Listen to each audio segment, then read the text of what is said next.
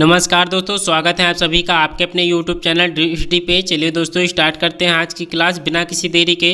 Top 25 question करने वाले हैं जो कि वेरी इंपॉर्टेंट क्वेश्चन है। दोस्तों वीडियो में अंत तक बने रहिएगा। हर टॉपिक वाइज से एक एक प्रश्न आपसे लिया गया है और आप अपना स्कोर चेक कर सकते हैं कि आपकी हिंदी में कितनी बेहतर तैयारी है या कितनी अभी तैयारी रह चुकी है। तो देखिए प्रश्न पहला आपसे क्या पूछा गया है। अनुस्वार को किस वर्ग में रखेंगे? अनुस्वार को किस वर्ग में रखेंगे? तो ऑप्शन नंबर सी जो है व्यंजन, इसका बिल्कुल सही जवाब होगा।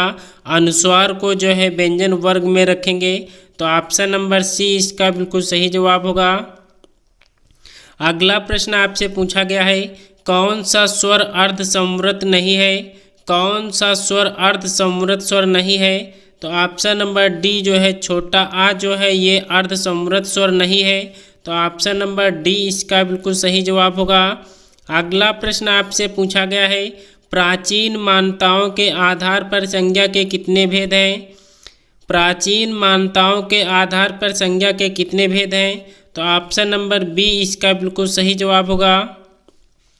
5 इसका बिल्कुल सही जवाब होगा। अगला प्रश्न आपसे पूछा गया है, सूर्य शब्द का स्त्रीलिंग क्या होता है? सूर्य शब्द का स्त्रीलिंग शब्द आपसे पूछा गया है तो ऑप्शन नंबर बी जो है सूर्य शब्द का स्त्रीलिंग जो है वो सूर्या होता है। तो ऑप्शन नंबर बी इसका बिल्कुल सही जवाब है। अगला प्रश्न आपसे पूछा गया है, विकारी शब्दों के जिस रूप से उनकी संख्या का बोध होता है उसे क्या कहते हैं? उसे क्या कहते हैं? तो ऑप्शन नंबर सी जो है वचन उसे कहते हैं। तो सी जो है इसका बिल्कुल सही जवाब है। अगला प्रश्न आपसे पूछा गया है, रमा ने लता को अपनी कलम दे दी है, इस वाक्य में को किस कारक का चिन्ह है? को किस कारक का चिन्ह है? तो ऑप्शन नंबर सी इसका बिल्कुल सही जवाब होगा। संप्रदान कारक इसका बिल्कुल सही जवाब है। अगला प्रश्न आपसे पूछा गया है, पुरुषवाचक सर्वनाम के कितने प्रकार होते हैं? पुरुषवाचक सर्वनाम के कितने प्रकार के होते हैं? तो पुरुषवाचक सर्वनाम जो है ये 3 प्रकार के होते हैं। तो ऑप्शन नंबर डी इसका बिल्कुल सही जवाब है। अगला प्रश्न आपसे पूछा गया है, आप कहाँ जा रहे थे, इस वाक्य में आप क्या है? इस वाक्य में आप शब्द जो लगा है वह किस प्रकार का है? तो यहाँ पे निजवाचक सर्वनाम होगा, निश्चयवाचक सर्वनाम होगा, प्रश्नवाचक सर्वनाम होगा या पुरुषवाचक सर्वनाम होगा। तो ऑप्शन नंबर डी जो है आप शब्द जो है ये पुरुषवाचक सर्वनाम है। तो ऑप्शन नंबर डी इसका बिल्कुल सही जवाब है। अगला प्रश्न आपसे पूछा गया है, जो शब्द किसी संज्ञा की विशेषता बताएं वह क्या कहलाते हैं? जो शब्द किसी संज्ञा की विशेषता बताते हैं वो विशेषण कहलाते हैं। तो ऑप्शन नंबर बी इसका बिल्कुल सही जवाब है। सा के प्रयोग से किस तरह के विशेषण का बोध होता है? सा के प्रयोग से किस तरह के विशेषण का बोध होता है? तो ऑप्शन नंबर सी इसका बिल्कुल सही जवाब होगा। सा के प्रयोग से किस तरह के विशेषण का बोध होता है? तो तुलना बोधक इसका बिल्कुल सही जवाब होगा। अगला प्रश्न आपसे पूछा गया है, क्रिया शब्द की विशेषता बतलाने वाले शब्द को कहते हैं? क्रिया शब्द की विशेषता बतलाने वाले शब्द को जो है क्रिया विशेषण कहते हैं। धातु में न जोड़ने पर क्या बनता है?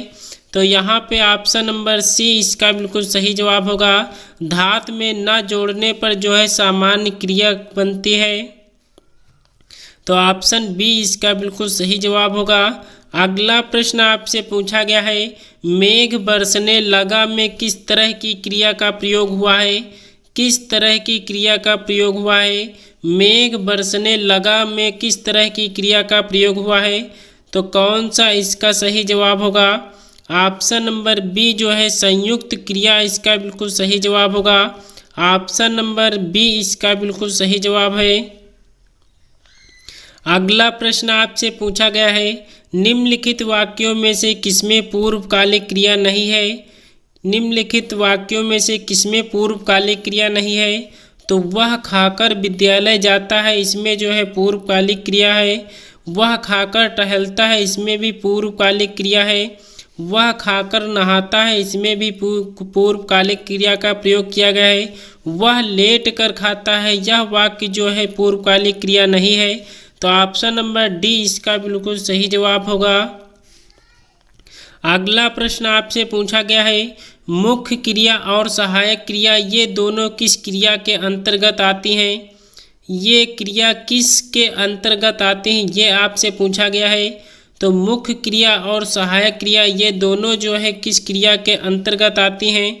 तो ऑप्शन नंबर सी इसका बिल्कुल सही जवाब होगा। ये जो है संयुक्त क्रिया के अंतर्गत आती हैं। तो ऑप्शन नंबर सी इसका बिल्कुल सही जवाब होगा। अगला प्रश्न आपसे पूछा गया है, क्रिया सामान्यतः वाक्य में डैश का काम करती हैं। क्रिया सामान्यतः वाक्य में डैश का काम करती है, यहाँ पर कौन सा जवाब सही होगा? तो वो ऑप्शन नंबर बी जो है विधेय का काम करती हैं। तो ऑप्शन नंबर बी इसका बिल्कुल सही जवाब है। अगला प्रश्न आपसे पूछा गया है, अर्थ के आधार पर संबंध बोधक अव्यय के प्रकार हैं। अर्थ के आधार पर संबंध बोधक अव्यय के प्रकार आपको बताना है। तो यहाँ पर ऑप्शन नंबर ए जो है 14 जो है इसका बिल्कुल सही जवाब होगा। संबंध बोधक अव्यय जो है अर्थ के आधार पर 14 प्रकार के होते हैं।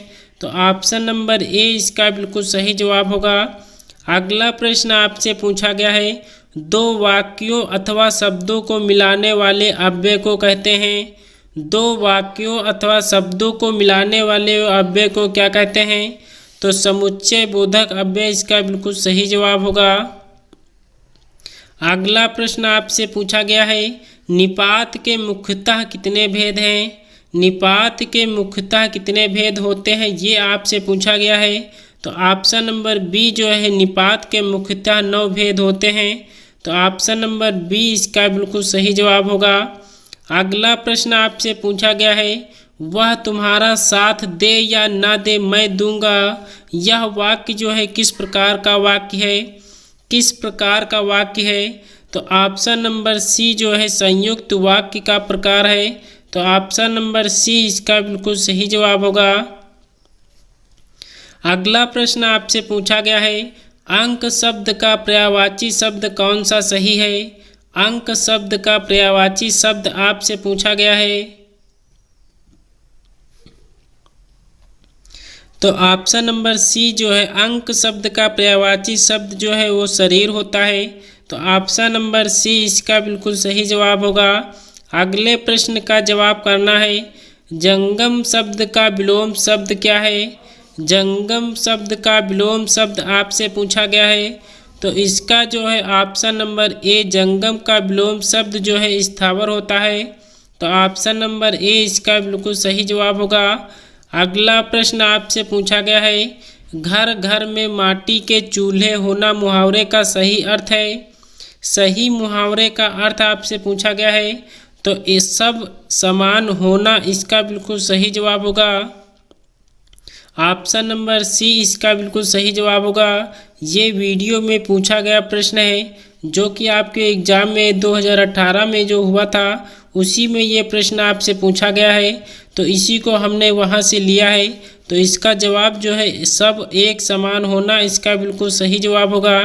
लेने के देने पड़ना मुहावरे का अर्थ है। लेने के देने पड़ना मुहावरे का अर्थ क्या होगा? तो ऑप्शन नंबर ए जो है कुछ का कुछ होना इसका बिल्कुल सही जवाब होगा। ऑप्शन नंबर ए इसका बिल्कुल सही जवाब है। और इस क्लास का लास्ट प्रश्न आपके स्क्रीन पर दिया गया है, यथाशीघ्र में कौन सा समास है? यथाशीघ्र में कौन सा समास है? तो ऑप्शन नंबर डी जो है इसमें जो है अव्ययीभाव समास है। तो ऑप्शन नंबर डी इसका बिल्कुल सही जवाब होगा। दोस्तों टॉप 25 क्वेश्चन में से आपका स्कोर कितना बना है नीचे कमेंट्स बॉक्स में ज़रूर बताना। वीडियो अच्छी लगी हो तो एक लाइक ज़रूर करना।